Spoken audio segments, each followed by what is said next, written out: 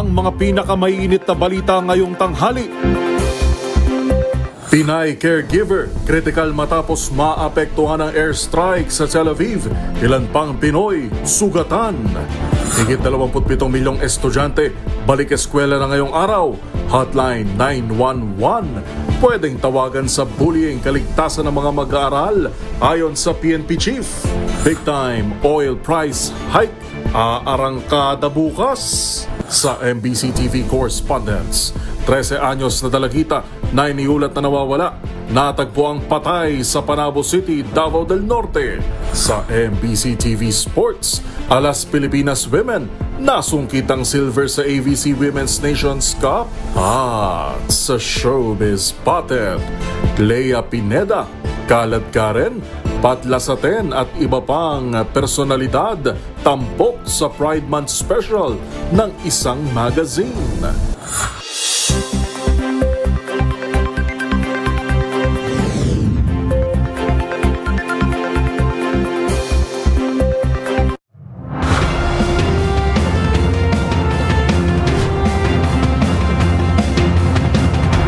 Bawat balita, makabuluhan. Bawat kwento, makapangyarihan. Boses ng Pilipino para sa Pilipino. Live mula sa MBC TV Studio. MBC TV Network News.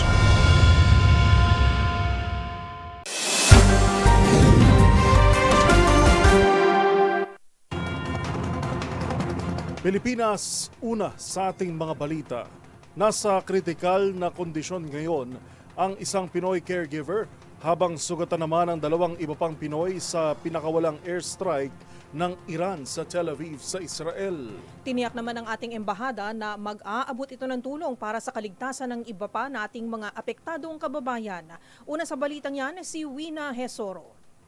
Isang Filipina caregiver ang nasa kritikal na kondisyon ngayon sa intensive care unit ng Shamir Medical Center sa Israel matapos ang nangyaring pambobomba ng Iran bilang ganti nila sa ginawang pag-atake sa kanila ng Israel. Ayon sa Philippine Embassy sa Tel Aviv, dalawang iba pang Pilipino ang kasalukuyan nagpapagamot sa Kaplan Medical Center sa Rehovot, isang 43 anyos na babae na sumailalim sa emergency surgery at isang 44 anyos na lalaki na may sugat sa braso at binti. Nakikipag-ugnayan din sila sa mga social worker ng ospital at lokal na pamahalaan sa Rehovot para matiyak na may malilipatang shelter ang mga biktima, makatatanggap ng benepisyo at maaasistihan sa kanilang pag-recover. Nangako naman si Philippine Ambassador to Israel Eileen Mendiola Rau na gagawin nila ang lahat ng kanilang makakaya upang matulungan ang mga apektadong Pilipino. Samantala, inanunsyo rin ng embahada na pansamantala itong sarado bilang pagsunod sa utos ng Israeli Defense Forces na ipinagbabawal ang mga pagtitipon at trabaho sa ngayon. Sa panayam naman ng DZRH News kay Vera Cruz, isang OFW sa Israel, sinabi nito na kinakabahan pa rin sila sa mga nangyayari ngunit malaki umano ang kanilang tiwala sa IDF na kaya sila nitong bantayan o proteksyonan. So sa lugar ko naman po, medyo safe naman po ako kasi meron naman kaming proper bomb shelter na ano. Pero siyempre, kakaba-kaba po tayo. Pero malaki po yung tiwala namin sa IDF, sa Israel Defense Force. Naganap ang karahasan matapos magpalitan ng airstrikes ang Israel at Iran. Sa datos, 224 na ang nasawi sa mga pag-atake ng Israel sa Iran, habang 10 ang patay at mahigit sa 100 ang sugatan sa mga pag-atake ng Iran sa Israel. Para sa MBC TV Network News, ito si Winaprel Hesoro ng DZRH. Una sa Pilipinas, una sa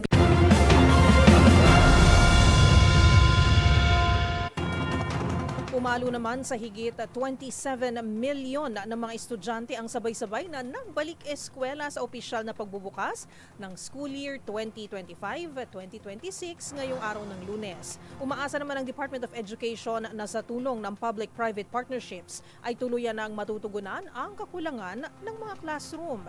Magbabalita si Kyle Bulyas. Balik eskwela na ulit ang mga mag-aaral para sa taong pananuran 2025-2026 ayon sa Department of Education, inaasahan ang pagpasok ng higit sa 27 milyong estudyante mula kindergarten hanggang senior high school ngayong taon. Kaugnay nito, numero 1 problema pa rin ng mga paaralan ang kakulangan sa silid-aralan. Sa Tenement Elementary School sa Taguig City, 50 classrooms ang kulang, dahilan para hatiin muna ang ilang silid sa dalawa para sumapat ito sa inaasahang 8,000 enrollees. Samantala sa Nagpayong Elementary School sa Pasig City na siyang pinakamalaking elementary school sa bansa kung populasyon ng mga estudyante ang pagbabatayan, hindi lang ang klase ang shifting, kundi pati ang kanilang flag raising ceremony. Sa datos ng paaralan, mayroon na silang 11,300 enrollees pero inaasahang lolobo pa ito sa 11,800. Upang maiwasan ang lalong pag-overcrowd ng mga estudyante, hinihigpitan na rin nila ang proseso ng enrollment upang ma-prioritize sa mga residente ng Pasig. Paliwanag ng kanilang school principal na si Ginang Emily Torres Medina, maraming pumapasok sa Nagpayong Elementary School na galing pa sa mga karatig na lalawigan tulad ng Rizal. Sa buong bansa, humigit kumulang 165,000 ang kulang ng mga silid-aralan. Sa panayam ng DZRH News kay Education Assistant Secretary Roger Masapol, target itong masolusyonan ng DepEd sa pakikipagtulungan sa pribadong sektor. Aniya sa pamamagitan ng public-private partnership ay mapapabilis ang pagtatayo ng mga classroom. Mas maremedyohan yung deficit. Ang proposal po natin, which parang nag-agree naman po si Presidente, itap na natin yung private sector kasi mabilis po silang mag-construct in a large scale po. So, ibig sabihin, within the term of President Marcos, marami pong makakonstruct pag po ang private sector po ang tinap natin through PPP. Sa ilalim ng PPP, maaari umanong umutang ang DepEd sa mga lokal na construction company upang sila ang magtay ng mga gusali na babayaran naman ng pamahalaan sa loob na mapag-uusapang time frame. Samantala, bukod naman sa problema sa silid-aralan, problema rin ang kakulangan sa mga guro. Sa datos ng DepEd, higit 50,000 mga guro ang kailangan pang mapunan. Pero sa kasalukuyan, 20,000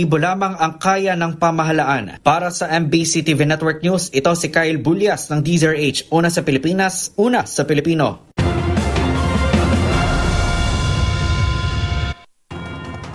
Balikan natin ang balita na may kaugnayan sa sitwasyon ng ating mga kababayan sa Israel, kung saan ligtas na na-repatriate ang 18 overseas Filipino workers o OFW na na-stranded sa Dubai matapos maipit sa tumitinding sitwasyon o tensyon sa Middle East. Ang mga pinakahuling detalye ibabalita live ni Giselle Ricafort. Giselle.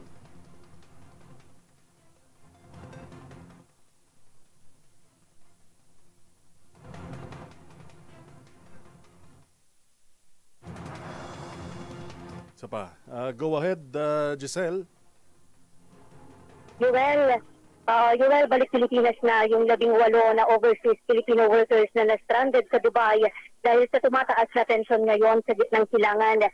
Sa press conference na iya kanina, sinabi ni Migrant Workers Secretary Hans Leo Kakdak na 48 oras na na-stranded yung mga Pilipino, kabilang ang 15 na returning OFW sana sa Israel at 3 bagong salsa sana sa Jordan. Sa labas lang anya ng isang hotel na malagi yung ating mga kababayan dahil wala silang mabook na accommodation bago pa sila matulungan ng kanilang airline at ng tanggapan ng migrant workers doon. Binigyan ng DMW ang 18 OFW ng tig 50,000 piso bukod pa sa accommodation at tulong transportasyon mula naman sa Overseas Workers Welfare Administration. Sabi ng kalihim, tinutulungan din nila yung mga OFW na hindi makaalis naman dito sa Pilipinas patungo sana sa Israel at Jordan. Pakinggan natin ang kalihim. So we are working closely with the recruitment agencies to make sure na yung mga hindi makaalis papuntang Israel and Jordan dahil nga sarado ang airspace, ang airport sa Israel at Jordan sa ngayon, tinutulungan din natin yung hindi makaalis dito. And we are in partnership with the recruitment agencies, yung sending agencies for abroad for Israel and Jordan. Para yung mga nandito hindi makaalis, tutulungan din natin. Lalo na yung mga nasa probinsya na walang bahay dito, pumunta lang dito para lumipat palabas pero hindi natuloy, yan. Tutulungan din natin basic needs, shelter, and financial assistance. Samantala, UL, nasa intensive care unit ngayon ang isa sa 4 na Pilipino na nasugatan sa airstrike sa Israel. Sabi ni OWA Administrator Pioy Kaunan, critical yung babaeng pasyente na napuruhan daw sa kanyang liig. Moderate critical naman yung isang lalaki na nasa ospital din ngayon habang nakalabas na ng paggamutan ng dalawang iba pa kabilang ang isang lalaki at isang dual citizen. Pakinggan natin yung naging bahagi ng press conference kanina. Nagkaroon po tayo ng 4 na medical cases. No? Ang magandang balita ko, may 2 na na-discharge. Ngunit meron pa rin po tayong 2 kababayang OFWs na currently po ay naka-confine. At ito po, no, led by of course the efforts of our Philippine Embassy sa Israel at ang team ng DMW at OWA, kami po ay nakamonitor at handang magbigay ng assistance. No? And hindi lamang po sa kanila, we're also contacting their families dito at ito si Giselle Ricafort para sa DZRH na sa Pilipinas, una sa Pilipino. Maraming salamat, Giselle Ricafort.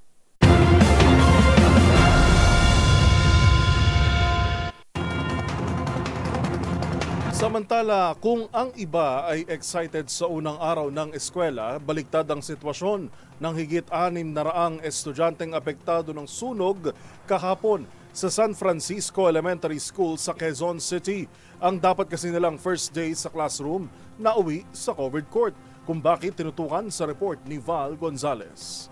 Imbes na sa loob ng classroom ay sa covered court muna ng San Francisco High School sa Barangay Santo Cristo, Quezon City, pansamantalang isinagawa ang orientation ng mahigit 300 estudyante ngayong unang araw ng pasukan. Ito ay dahil sa nasunog kahapon ang 2 palapag na gusali ng paaralan. Imbes na sa upuan at sa mesa, ay sa simento muna nakasalampak ang mga estudyante ng pang-umagang klase habang nagpapatuloy ang orientation. Ayon kay Quezon City Schools Division Superintendent Carlin Sidilla, 16 na section ng grade 7 to 9 ang ganito ang sitwasyon ngayong araw. 6 na class section sa umaga at 6 sa hapon ang apektado. Ito aniya ay katumbas ng mahigit 600 mga estudyante. Pero paglilinaw ng opisyal, ito ay ngayong first day lamang ng school mangyayari. Sabi ni Superintendent Sedilla, mayroong bagong gusali na nakatayo lamang o katatayo lamang ang kanilang ipapagamit sa mga estudyante simula sa araw ng bukas. Sa kabuuan ay mayroong 7,000 bilang na mga enrollees ang San Francisco High School ngayong school year 2025-2026. Matatandang kahapon ay tinupok ng apoy ang 20 mga classroom nang masunog ang 2 palapag na Dao Building kung saan nagkaklase ang mga senior high school ng San Francisco National High School. Kabilang sa natupok ay ang library at ilan pang mga libro na gamit na mga estudyante. Para sa MBC TV Network News, ako si Val Gonzalez, DZRH, una sa Pilipinas, una sa Pilipino.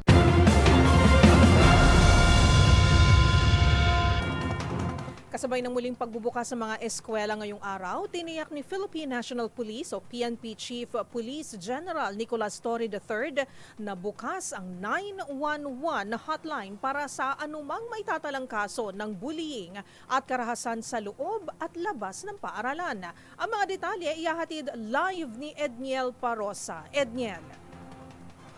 Ms. Karen, tiniyak ng pambansang pulisya ang ugnayan nito sa mga paaralan para masiguro ang kaligtasan ng mga estudyante kasabay ng pag-arangkada ng pasukan ngayong school year. Ayon kay PNP Chief Police General Nicolas Torre III, kasama rito ang pagbabantay laban sa bullying na maaari umanong mangyari sa loob man o labas ng eskwelahan. Sa pag-ikot ni Torre sa ilang public schools sa Quezon City ngayong umaga, sinabi ng top cop na maaaring itawag sa 911 maging ang ilang mga insidente ng bullying at kahit anong may kinalaman sa seguridad ng learners. Kapag natanggap umano ng police station sa sumbong, sila rin ang magpapaalam sa schools division para sa karampatang aksyon. Pakinggan natin si General Torre. Sa loob naman ng eskwelahan, we are coordinating with the schools. Siguraduhin natin na walang bullying, walang mga krimen na mga makakabiktima ng ating mga estudyante. Nauna rito, 37,740 sa PNP personnel ang itinao sa 45,974 na paaralan sa buong bansa ngayong araw ng pasukan.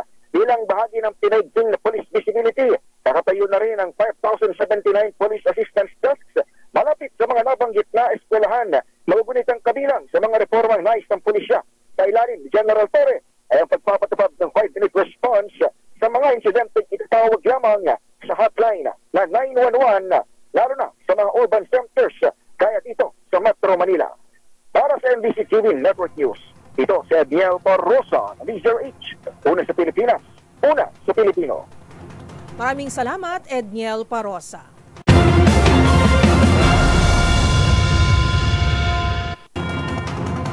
Maaga namang sinalubong ni Pangulong Bongbong Marcos sa mga estudyante sa muling pagbubukas ng mga eskwelahan o eskwela sa Epifanio de los Santos Elementary School. Nakipagpulong din ang Pangulo sa mga opisyal ng DepEd kaugnay ng mga pangangailangan ng mga pampublikong paaralan sa bansa. Narito ang ulat ni Leth Narciso. Binisita ni Pangulong Ferdinand Marcos Jr. ang Epifanio de los Santos Elementary School sa Malate, Maynila ngayong unang araw ng pasukan. Nag-ala teacher ang Pangulo sa isang section ng grade 1. Hawak ang flashcards, ipinabasa niya sa mga bata ang nakasulat na mga salitang Tagalog. Sa pamagitan naman ng Zoom, nakausap rin ni Pangulong Marcos sa mga regional director ng Department of Education, ilan pang teachers at mga estudyante sa iba't ibang rehiyon. Inalam ng Pangulo ang kondisyon at mga pangangailangan pa sa mga pampublikong paaralan. Nagbigay rin ito ng direktiba sa DepEd at iba pang kaukulang ahensya na prioridad na asikasuhin ang kuryente, tubig at internet. Muling tiniyak ng Presidente na patuloy na tinutugunan ang mga kakulangan at iba pang pangangailangan para mabigyan ng dekalidad na edukasyon ang mga mag-aaral. Kung ano pa ang inyong nakikita na pwedeng pagandahin pa, sabihan nyo kami. Sabihan ninyo ang DepEd na representative ninyo kahit sa LGU hanggang sa region para malaman namin mga superintendent ninyo ay ibigay ninyo kung ano man ang sa inyong palagay ay maaari namin panggawin para maging mas magandang takbo. Anyway, first day pa lang, pero nakabantay kami sa inyong lahat para tiyakin na lahat ng pangangailangan, lalong-lalo na ng ating mga kabataan, ay kahit papaano maipaabot namin. Para sa MBC TV Network News, ito si Leth Narciso, una sa Pilipinas, una sa Pilipino.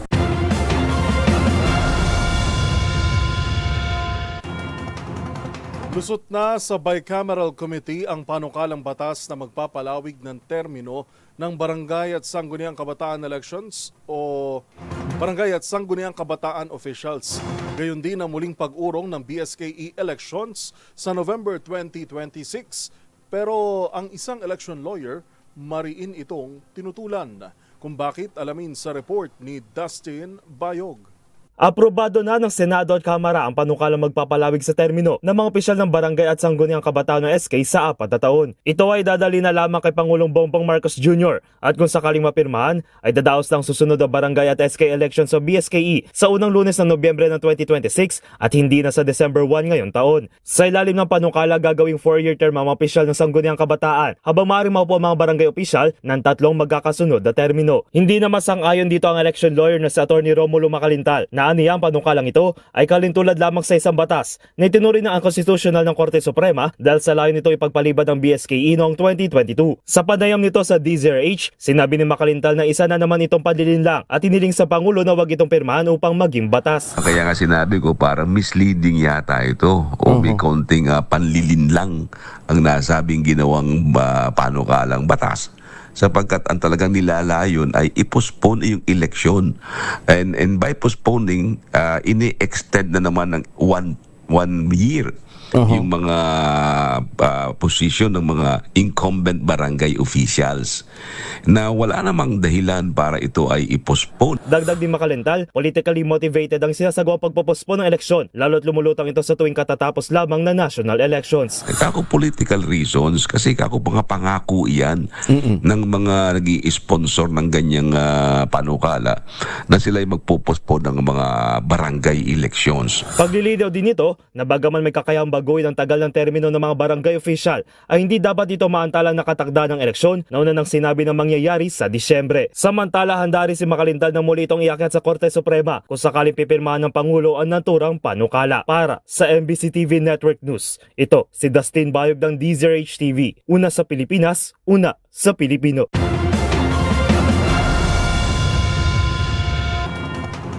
Abiso naman sa mga motorista, ihanda na ang bulsa sa malakihan taas presyo sa mga produktong petrolyo bukas. Sa anunsyo ng iba't ibang kumpanya ng langis, magtataas ng 1 peso and 80 centavos ang kada litro ng gasolina at diesel, habang magtataas din ng 1 peso and 50 centavos ang kada litro ng kerosene. Epektibong oil price adjustment bukas June 17 na resulta ng kalakalan sa pandaigdigang merkado.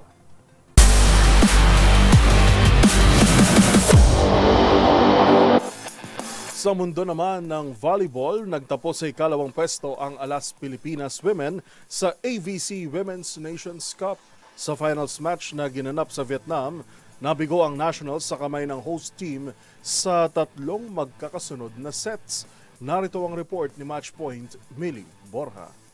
Bigo ang Alas Pilipinas Women na matapatan ng lakas ng Vietnam sa loob ng 3 sets sa final ng 2025 AVC Women's Nation Cup noong Sabado sa Vietnam. Sa kabila ng pagkatalo, pinatunayan ng Alas Pilipinas Women na kaya nilang makipagsabayan sa mga matitinding koponan sa Asia matapos maabot ang pinakamataas na finish ng Pilipinas sa isang Asian level competition sa loob ng 64 years. Nalagpasan ng Pilipinas ang kanilang bronze medal finish sa 2023 AVC Women's Challenge Cup sa Maynila sa pamamagitan ng pagpasok sa championship match ngayong taon. Bago makatapak sa finals, tinalo ng nationals ang Chinese Taipei sa semifinals at ang Kazakhstan, New Zealand, Indonesia at Mongolia sa pool play. Binasag ng host team ng Vietnam ang opensiba ng Pilipinas sa pamamagitan ng 18-9 na lamang sa unang set. Umiscore agad si Thi Tang Thuy Tran ng 10 puntos sa opener habang si Alyssa Solomon lamang ang nagbigay ng buhay sa Pilipinas sa pamamagitan ng 4 attacks. Mas lumapit ang Pilipinas sa ikalawang set at naigiit pa ang 14-13 scoreline. Pero biglang umarangkada ang Vietnam sa pamamagitan ng 7-0 run at naitapos ang set sa isang middle hit mula kay T. Kim Toa Vo. Sa ikatlong set, nakapagbukas ng back row hit si Angel Canino para sa 6-5 na score. Pero mga sunod-sunod na errors mula sa kanya at kay Shaina Nitura ang tumulong sa Vietnam na makalayo at 9-5. Umabot man ang Pilipinas sa 15-10, hindi sila nakahabol pa. Mula 2014, tinapos ng Vietnam ang laban sa pamamagitan ng 5-0 run na pinangunahan ni Tran at Nguyen. Walang manlalaro ng Alas Pilipinas ang nakaabot sa double digits. Si Solomon ang nanguna sa opensiba na may 8 attack points, habang may 6 naman si Nitura. Samantala, maliban sa silver medal, itinanghal bilang best outside hitter si Angel Canino, habang kabilang naman sa best middle blocker si Del Palomata. Tinanggap naman ng team captain na si Gia de Guzman ang best setter award sa naturang torneo. Para sa MBC TV Network News, ito si Millie Borja ng DZRH TV, una sa Pilipinas, una sa Pilipino.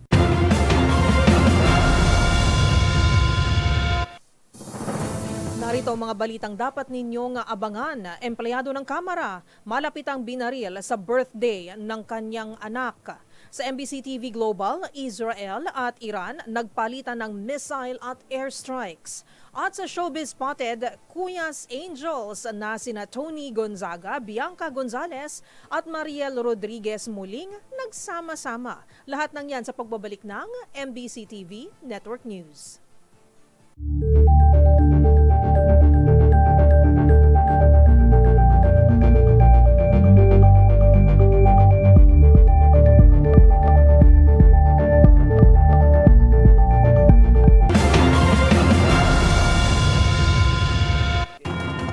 Patay ang isang 63-year-old na empleyado ng Kamara matapos itong barilin sa kasagsagan ng birthday party ng kanyang anak sa Quezon City. Ang mga suspect mabilis na humarurot sakay ng kanilang motorsiklo. Nagbabalik sa report na yan si Val Gonzalez. Patay ang 63 anyos na empleyado ng House of Representatives matapos itong barilin sa mismong birthday party ng kanyang anak na babae sa Barangay Commonwealth, Quezon City. Sa pagsisiyasat ng QCPD Criminal Investigation and Detection Unit, 2 hindi kilalang lalaki ang pumasok sa venue at dito binarilang biktima ng malapitan. Matapos ang pamamaril, tumakas ang mga sospek sa kaya ng motorsiklo at nagpaputok pa sa isang gwardya ng subdivision bago humarurot papalayo. Sa ngayon ay pinag-utos na ni QCPD Acting Director Police Colonel Randy Glenn Silvio ang pagbuo ng isang Special Investigation Team na tututok sa insidente. Hawak na rin ng QCPD ang ilang mga saksi habang sinusundan ang lahat ng mga lido pang matukoy ang mga sospek at mabatid ang tunay na motibo sa pagpatay. Kasabay ng mariing pagkondina ay hinihikayat ng QCPD ang sinumang mayroong impormasyon tungkol sa insidente na mag-ulat sa pinakamalapit na police station o tumawag sa PNP hotline 911. Para sa MBC TV Network News, ako si Val Gonzalez, DZRH, una sa Pilipinas, una sa Pilipino.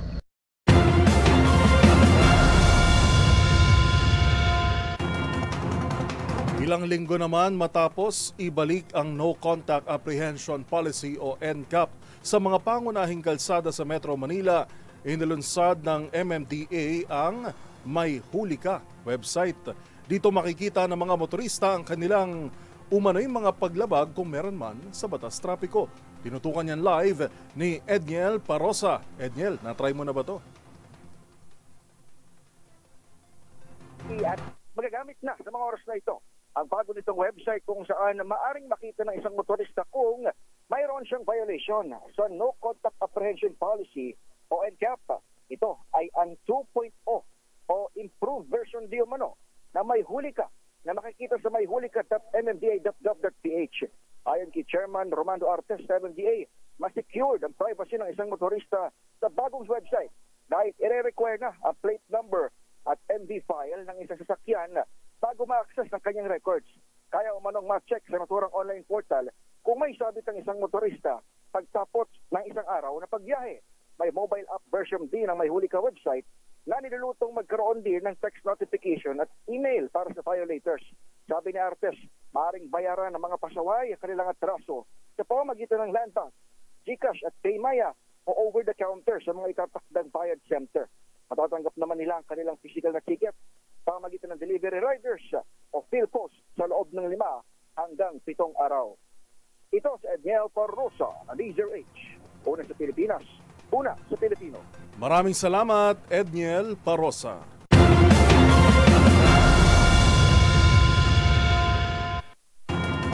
Umabot naman sa higit 19,600 na individual o 5,800 na pamilya ang apektado ng southwest monsoon o habagat at low pressure area sa Visayas at sa Mindanao. Sa ulat ng Department of Social Welfare and Development, 164 na pamilya o 486 individuals ang pansamantalang nanunuluyan sa evacuation center sa Cagayan de Oro. Nasa 701 na kabahayan ang partially damaged sa Regions 3, 9 at Region 10. Samantala, umabot naman sa 2.1 million pesos ang halaga ng tulong na naipaabot sa mga apektadong pamilya mula sa DSWD at local government units.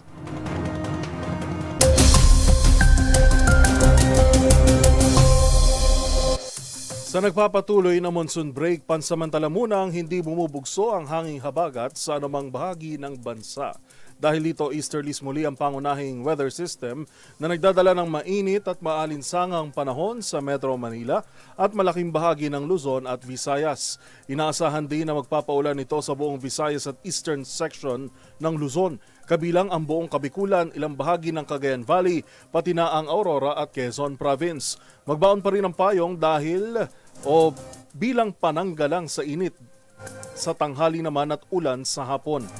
Bagamat may Intertropical Convergence Zone o ITCZ na posibleng magpaulan sa Mindanao, mas nangingibabaw pa rin ang maliwalas na panahon sa buong maghapon. Sa pagtaya ng Pag-asa, magpapatuloy ang mga pagulan sa Bicol hanggang Biyernes, pero pagsapit ng Miyerkules ay bahagyang mababawasan ang ulan, tulad na lamang sa Metro Manila at nalalabing bahagi ng Luzon. Wala namang sama ng panahon na binabantayan sa loob at labas ng ating Philippine Area of Responsibility.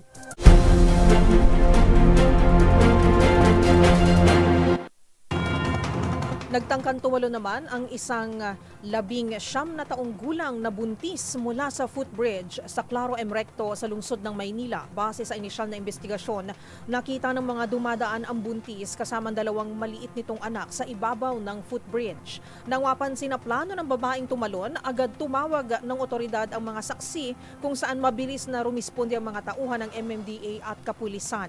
Ayon sa MMDA, problema sa relasyon ang dahilan ng insidente dahil nais umanong makipaghiwalay ng mister dahil sa isyong third party.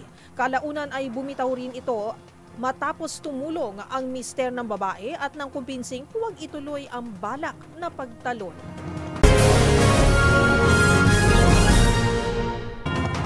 Patay naman ang nasa mahigit 140 katao matapos ang palitan ng missile attacks sa pagitan ng Israel at Iran nitong weekend. Habang tila kakaibang birthday gift naman ang natanggap ni US President Donald Trump nang salubungin ng protesta ang kanyang kaarawan. Ang mga balita mula sa ibayong dagat tinutukan sa Global Headlines Report ni James Galange. Nakuhanan sa isang kasal sa Lebanon ang nagmistulang meteor shower ng mga missile na galing Iran na pabagsak sa Israel. Ito ay ang gabi kung saan nagpalitan ng missile at airstrikes ang Israel at Iran kung saan naabot sa 10 Israeli ang nasawi. Habang umakyat naman sa mahigit 130 kataong namatay sa magkasunod na pag-ataking isinagawa ng Israel sa Iran nitong Biyernes at Sabado. Inakusahan naman ni Iranian Foreign Minister Abbas Araqi na tinutulungan umano ng Estados Unidos ang Israel na mariin namang itinanggi ni US President Donald Trump. Sa isang post ni Trump sa social media platform na Truth Social, nagbabala ito na kung isasangkot ng Iran ng Amerika sa kaguluhan ay mararanasan din anya nito ang buong lakas at kakayahan ng US Army. Samantala, balita naman mula sa Estados Unidos. Nagtipon-tipon ang nasa mahigit 10,000 katao sa isang kilos protesta na tinawag na No Kings Protest Saturday upang ipahayag ang kanilang pagtutol sa mga patakaran ni US President Donald Trump. Yan ay kasabay sa parada ng pamahalaan para ipagdiwang ika-250th anniversary ng US Army na siyang sakto ring tumapat sa ika-79th birthday ng Pangulo. Ito na ang pinakamalaking naisagawang kilos protesta sa Amerika mula nang maupo si Trump sa pwesto noong Enero. Ayon sa ilang aktivista, may mga nagproprotesta rin umano mula sa iba't ibang estado sa Amerika na kasama rin anya nila sa pagkilos. Ngunit sa kabila nito ay nagpatuloy pa rin ang nasabing parada sa Washington DC na siyang pinangunahan pa ni Donald Trump. At yan naman nakalap nating balita mula sa iba't ibang panig ng mundo. Para sa MBC TV Network News, ito si James Galange ng DZRH TV, una sa Pilipinas, una sa Pilipino.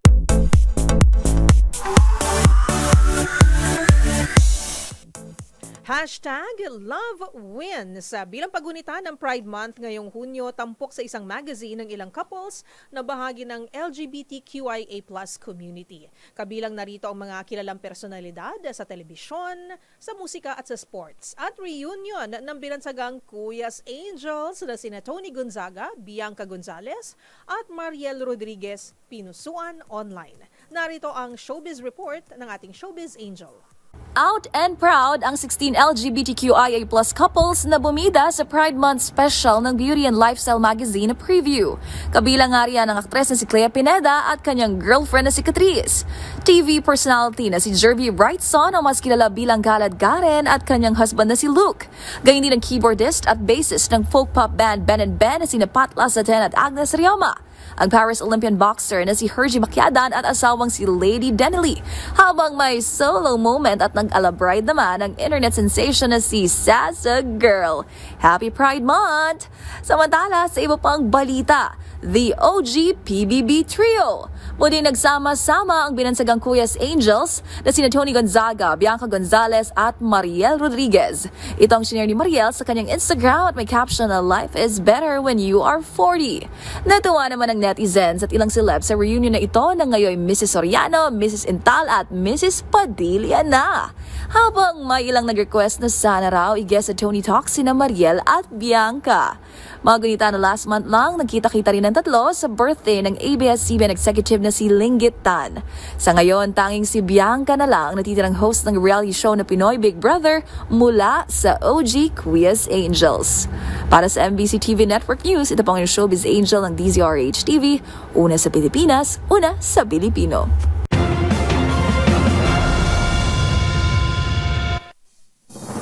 Abangan sa aming pagbabalik mga problema sa muling pagbubukas ng klase, patututukan sa 20th Congress. At sa MBC TV Sports, Nonito Donaire, nasungkit ang WBA Interim Bantamweight title sa kanyang comeback game. Yan at marami pang iba sa pagbabalik ng MBC TV Network News.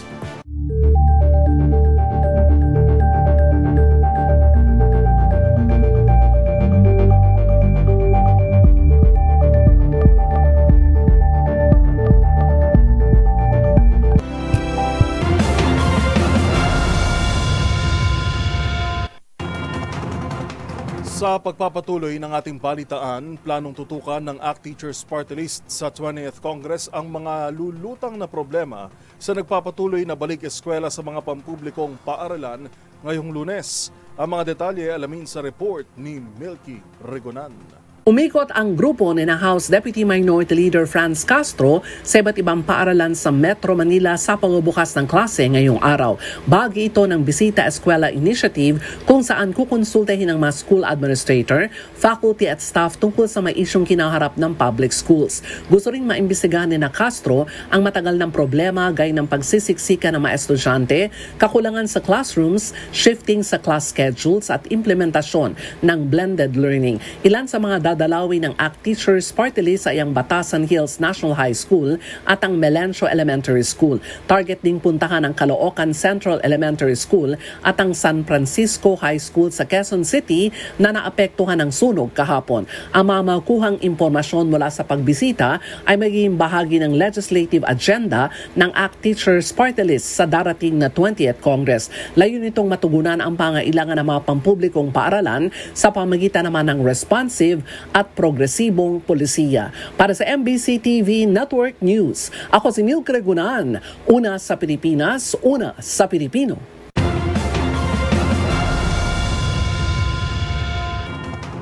Nanawagan naman si Senator Sherwin Gatchalian ng ligtas sa tagarang pagpapauwi sa mga overseas Filipino workers o OFWs na kasalukuyang naiipit sa tensyon sa pagitan ng Iran at Israel. Ayon pa sa Senador, dapat isama na rin sa plano ang mga kababayan natin sa Iraq na kalaunay posible ring madawit sa giyera. Magbabalita si Raymond Dadpaas. Mahalagang ngayon pa lamang ay nakalatag na ang repatriation plan para sa mga overseas Filipino workers sa Israel, Iran at Iraq. Ito ang panawagan ni Senador Sherwin Gatchalian mula sa mga kaukulang ahensya ng gobyerno. Kasunod ito ng tumitinding giyera sa pagitan ng Israel at Iran.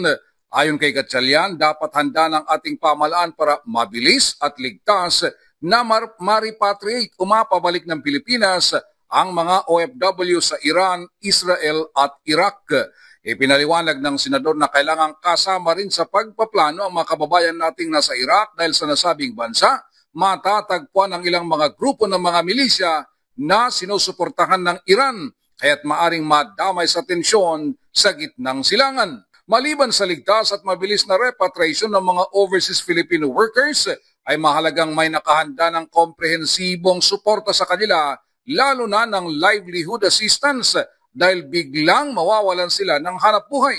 Dagdag pa ang serbisyong pangkalusugan kabilang ng mental health care dahil galing sila sa magulong lugar. Batay sa report ay may mahigit na 20,000 mga OFW sa Israel na karamihan ay mga caregivers. Halos 2,000 sa Iraq, maliban pa sa 2,000 din na nakapag-asawa na ng mga Iraqi at halos 1,000 naman sa bansang Iran. Para sa MBC TV Network News, ito si Raymond Dadpaas ng DCRH, una sa Pilipinas, una sa Pilipino.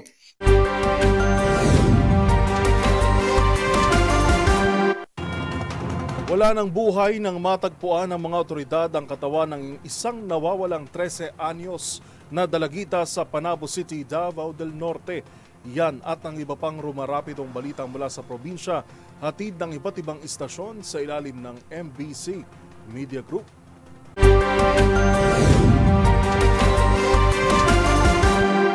Balita mula sa Davao del Norte. Natagpuan na ang bangkay ng 13 anyos na babae na iulat na nalunod sa Lasang River sa Barangay Dato Abdul, Panabo City, Davao del Norte, dakong alas 12:43 ng tanghali noong Hunyo 15. Ayon sa report ng mga otoridad, agad na nasagawa ng search and retrieval operation ang mga tauhan ng Bureau of Fire Protection, Philippine Coast Guard, Panabo City Disaster Risk Reduction and Management Office at Recon Philippines Pyramid Base. Sa parehong araw ng insidente, ang katawan ng biktima ay natagpo ang palutang-lutang sa ilog ng isang Giovanni na residente sa lugar na agad namang humingi ng tulong sa mga otoridad upang maihaon ang bangkay. Nagpaabot ng pakikiramay ang lokal na pamahalaan ng Panabo sa naulilang pamilya ng nasawing daligita. Patuloy pa rin ang investigasyon ng kapulisan sa nasabing insidente. Para sa MBC TV Network News, ito si June Suter. Una sa Pilipinas, una sa Pilipino. Hindi na umabot ng buhay sa paggamutan ng isang 16 anyos na binatilyo matapos itong malunod sa karagatan ng Dasol, Pangasinan. Sa ulat ni Dasol Chief of Police Captain Simeon de la Cruz Jr., alas 8 ng umaga kahapon, sakay ng maliit na bangkang pangisda ang biktima kasamang isang 17 anyos na binatilyo kapwa residente ng Barangay Tambubong, Dasol para mangisda, at pagdating nila sa laot ay sabay silang lumangoy upang magtaboy ng isda sa kanilang inihulog na fishnet. Subalit pagdating nila sa humigit kumulang na 22 metrong lalim, napansin niya ang biktima na tuloy-tuloy ang bulusok nito pailalim, kaya agad siyang umahon at humingi ng tulong sa mga kapwa nila mangingisdang malapit sa kanila, at agad namang nasagip ang biktima na wala ng malay at nadala pa sa Dasol Community Hospital. Subalit idineklarang dedon arrival na ng attending physician na si Dr. Edna Cayetano. Hinihintay pang resulta ng postmortem examination ng Municipal Health Office para mabatid ang sanhi ng pagkamatay ng biktima.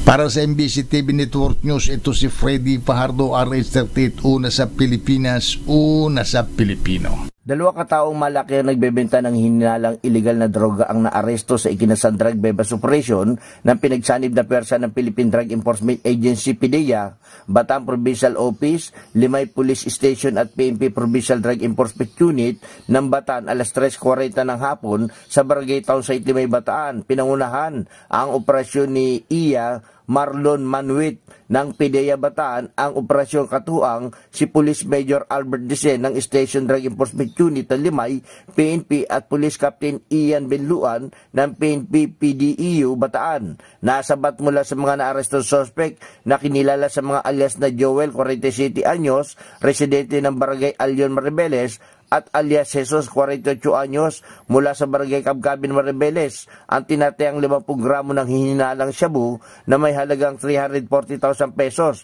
Nakumpiska rin sa mga ito ang mga drug paraphernalia at bebas money, cellphone at gamit nilang sasakyan na isang Toyota Hi-Ace. Naharap ngayon ang mga suspect sa kasong paglabag sa Section 5 at 11 ng Article 2 ng Republic Act 9165 o ang Comprehensive Dangerous Drug Act of 2002.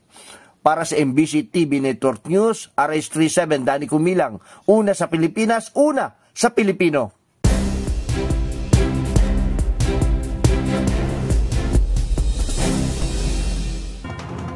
Isang kalunos-lunos na trahedyang nangyari noong Huwebes matapos mag-crash ang isang Indian passenger plane na papunta sanang London na sa United Kingdom. Dito nasawing halos 300 individual, kabilang na ang isang pamilya na dapat sanay magsisimula muli ng panibagong buhay sa ibang bansa. Ang naging kanilang last family picture bago ang trahedya. Silipin sa report ni James Galange. Isang nakalulungkot na balita ang bumungad nitong Huwebes ng hapon matapos bumagsak ang Air India passenger plane. Ilang minuto pa lamang nang ito'y mag-take off. Patay ang nasa higit 200 pasaherong sakay ng eroplano at isa lamang ang himalang nakaligtas mula sa nangyaring insidente. At kabilang sa mga nasawi ay ang pamilyang dapat sanay magsisimula muli ng panibagong buhay na magkakasama, ngunit hindi na ito nangyari. Isang mag-asawang doktor at ang kanilang 3 anak ang kabilang sa mga naging biktima na nangyaring trahedya. Ayon sa ulat, nag-resign umano sa trabaho sa Udaipur-based Dr. Comi Biaz na nagdesisyong mag-migrate sa London kasamang 3 nilang anak para makasamang kanyang asawa na si Doc Pratik Joshi na kasalukuyan namang software professional sa nasabing bansa. Kaya naman sa araw na iyon ay dapat sanay simulan ng kanilang bagong yugto na kinuhanan pa nila ng litrato, bagay na ikinalungkot naman ng mga netizen bilang kanila'y pala'y last photo. Ayon sa ilang netizen, isaan niya raw itong paalala kung paano mabilis magbago ang buhay na dapat ay sulitin natin ang bawat oras kasamang ating mga pamilya. Habang ayon naman kay Glessy Manlises, isa lamang raw ito sa mga istoryang naiwan ng mahigit 200 individual na nasawi sa trahedya at kailangang ipanalangin ang kanilang kaluluwa. Samantala, ayon sa inisyal na investigasyon, mechanical problem ang isa sa mga tinitinang dahilan ng pagbagsak, habang gayon din ang posibilidad ng human error, poor maintenance at kombinasyon ng mga ito. Para sa DZRH TV, ito si James Galange, una sa Pilipinas, una sa Pilipino.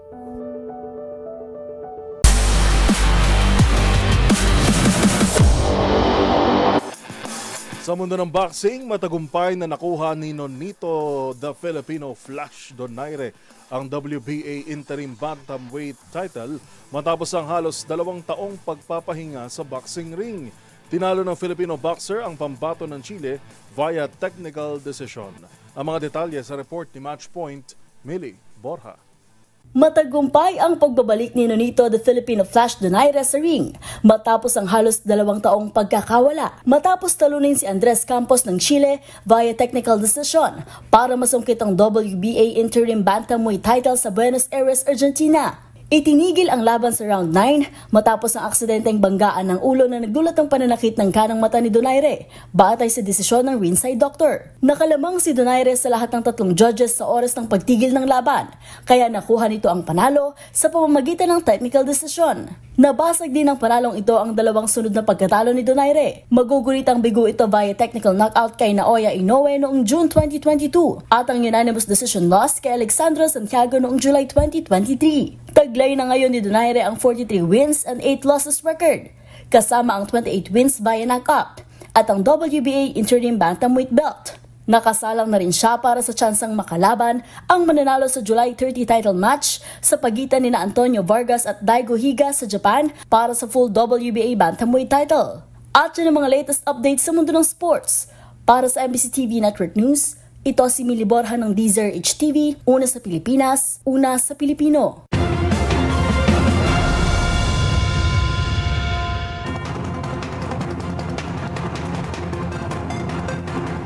At iyan ng mga nakalap naming balita ngayong araw po ng Lunes. Ito si Yuel Reyes. At ako naman po, si Karen Oyong. Magkita-kita tayong muli bukas araw ng Martes para sa mga balitang makabuluhan, mga kwentong makapangyarihan. Hatid ang boses ng Pilipino para sa Pilipino. Ito ang MBC TV Network News. Una sa Pilipinas, una sa Pilipino.